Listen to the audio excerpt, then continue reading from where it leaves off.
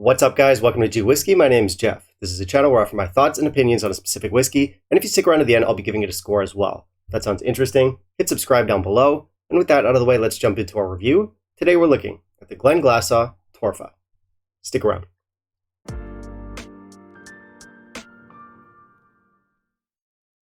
Okay, so we're looking at the Glenglassaugh Torfa today, and I should admit up front that Glenglassaugh is not a brand that I have a lot of experience with. I have had it a few times over the years. Mostly it's friends who've shared it with me. I have split a bottle once ages ago, but it's just not a brand I come back to. In my experience with this stuff, I've often found it to be quite young. A lot of their earlier releases were kind of sharp, and it's just not something that gets a lot of discussion or hype in whiskey circles, or just in my circles with my friends. And because of that, I've always felt like these guys are the black sheep of the Brown-Forman line. Brown-Forman, of course, also own Glendronach, they own Benriach, and those are like their flagship brands, and they definitely hog all the limelight.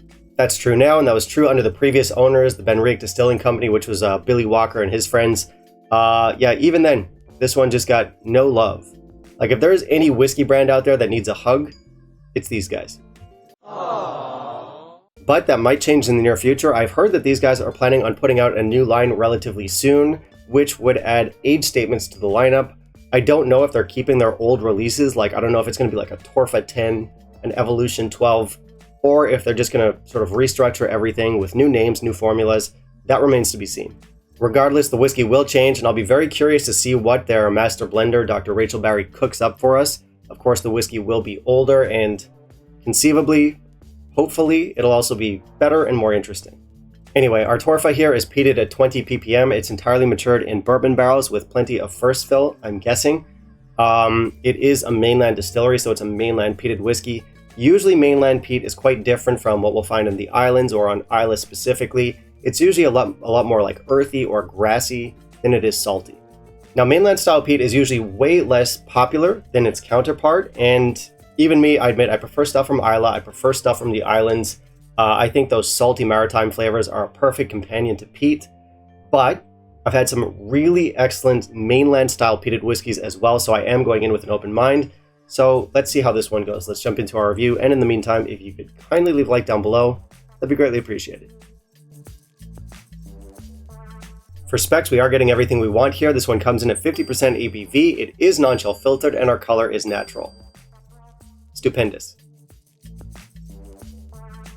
So we do have our nice natural color there. I don't like this bottle or this look. It's not for me. I don't like the aesthetic, and usually I would like this kind of style. I like lots of glass showing. I like smaller, simpler labels, but yeah, especially the label. I just don't like the color scheme or the look, the font. I don't know what it is, but no. 1.5 out of 5 for presentation.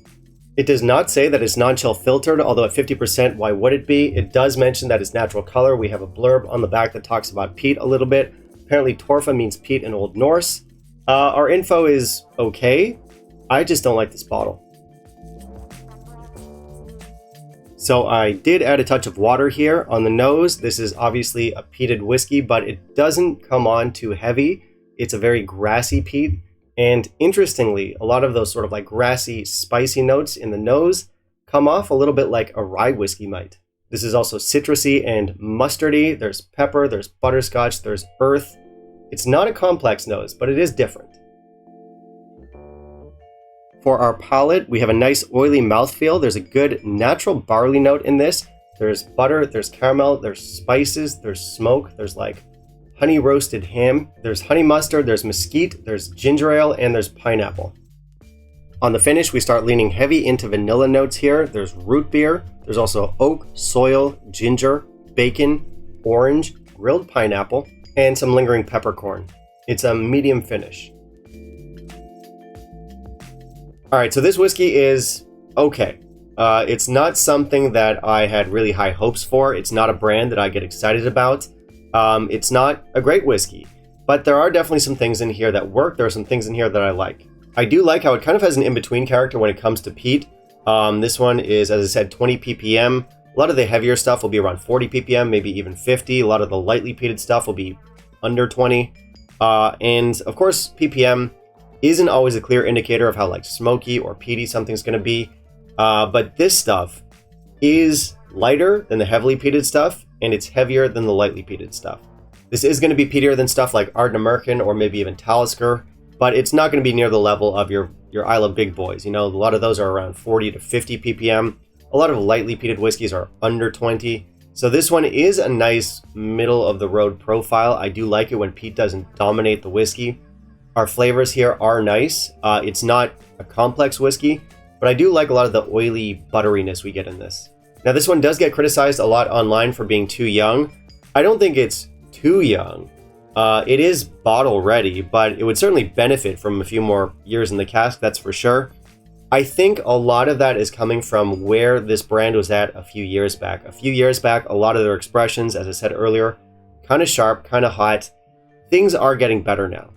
Of course, it's not a perfect whiskey. It could be more sophisticated. It's simple. It is straightforward, which is fine.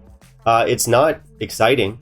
Also, it's not very Moorish. I do not reach for this whiskey very often, especially at first. I will say it's getting better now, but I would say throughout the first, let's say, half of this bottle, this was not a whiskey that I reached for. It's not something that really interested me.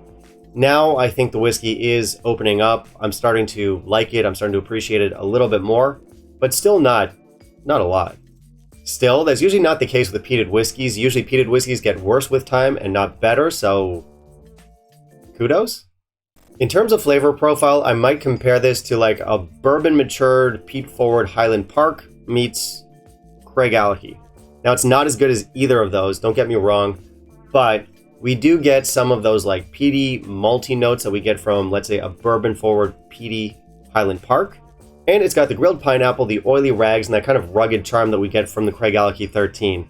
Once again, nowhere near as good as either of those whiskeys, so that's probably not a fair comparison. You're probably getting too excited right now. Listen, this whiskey is okay.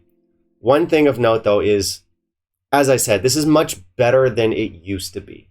The whiskey's older now, it's more rounded. I do think it's starting to come into its own, although, as I said, it would benefit from more age still. But really, at the end of the day, this is not a whiskey that I connect with on a visceral level, and I don't think the distillate or the flavors here wow me. Again, they're fine. Of course, that might change in the future when Glenglassaugh finally releases their new line. It might end up blowing me away. You never know. But so far, I've yet to be impressed by any Glenglassaugh. I think their whiskeys are good. I think they have a bright future, and I think they're on their way. But they're just not there yet, at least for me. I'm going to score this whiskey an 82. It's pleasant, but it's not my style. Yeah, so, you know, more time and a skilled master blender, and they might just get there. And listen, I know Rachel Barry is not everyone's favorite person. I think a lot of the slack she gets is orders that came down from up top that she's not responsible for. As far as I'm concerned, she is a very skilled master blender, and I'm very curious to see where this brand goes, so I will be watching them. I think our value here is good. Where I live, this is very much priced as an entry-level offering.